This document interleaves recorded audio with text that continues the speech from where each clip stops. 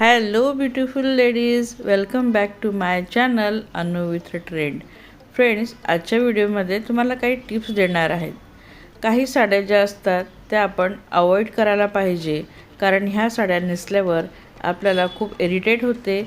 त्यानंतर त्या साड्यांचं आपल्याला काहीही उपयोग होत नाही, पुढेही त्याचा काही उपयोग होत नाही आणि त्या घेतल्यावर आपले पैसे देखील वाया जातात. तर आपण कोणत्या त्या साड्या आहेत ते बघूया. पण जर तुम्ही माझ्या चॅनलवर नवीन असाल तर प्लीज माझ्या चॅनलला सबस्क्राईब करायला विसरू नका. आणि आजचा व्हिडिओ आवडला तर शेवटपर्यंत आधी पहा आणि आवडला तर लाईक कमेंट नक्की करा. तर फ्रेंड्स, अशा काही साड्या असतात ज्या आपण अगदी त्या खूप सुंदर ॲट्रॅक्टिव्ह दिसतात आणि आपण त्या घ्यायला मागचा पुढचा विचार करत नाही आणि त्या साड्या आपण घेऊन टाकतो, पण नंतर आपल्याला पैसे वाया गेल्यासारखं वाटतं.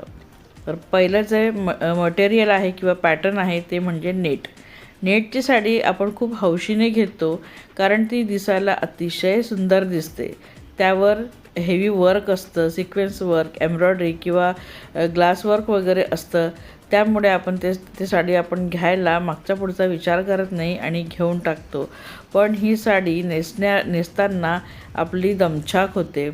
आणि ही साडी इतकी पातळ असते की यामध्ये तुम्ही एक सेफ्टी पिन घालणार तर लगेच तिला होल पडतो.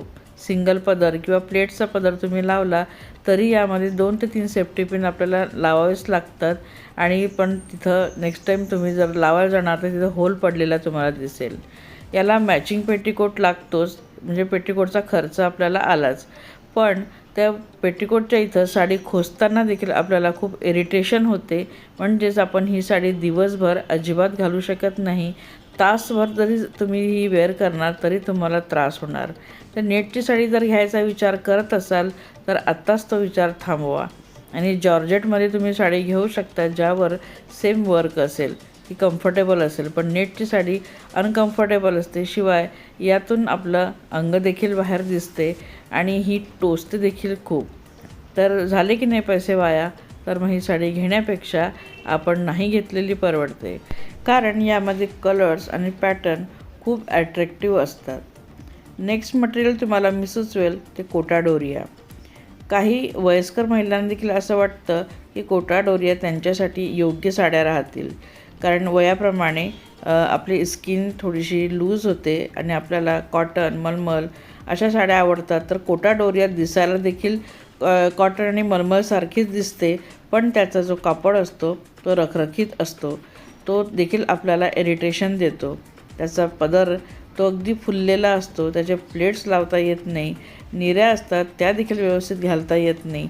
अगदी फुललेली साडी असते आणि त्याची काठ देखील आपल्याला टुचणारी असते.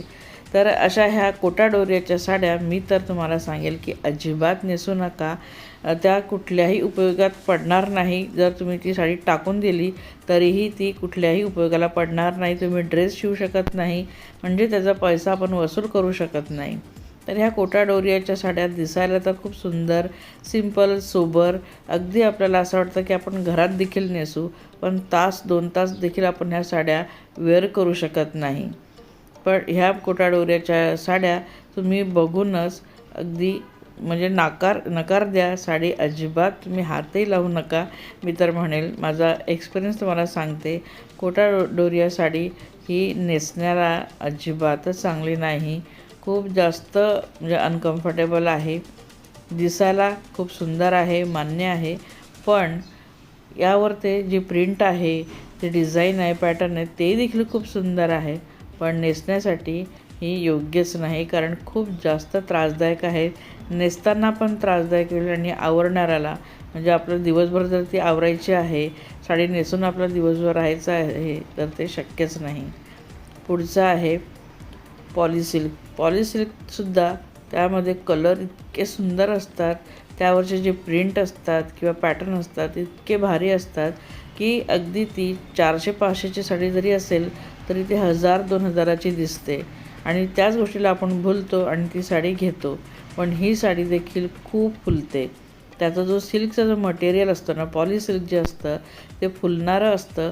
त्यासोबत ते थोडं स्लिपी देखील असतं. याच्या निऱ्या अजिबातच व्यवस्थित पडत नाही.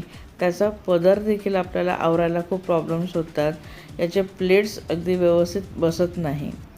तर पॉलिसिल्क देखील तुम्ही टाळायला पाहिजे. पुढचं आहे ऑर्गेन्झा. सॉफ्ट ऑर्गेन्झाबद्दल मी बोलत नाही आहे. सॉफ्ट ऑर्गेन्झाच्या ऐवजी दुसरा एक ऑर्गेन्झा आहे ज्यामध्ये बॉर्डर येतात आणि जो अगदी थोडासा रफली असतो.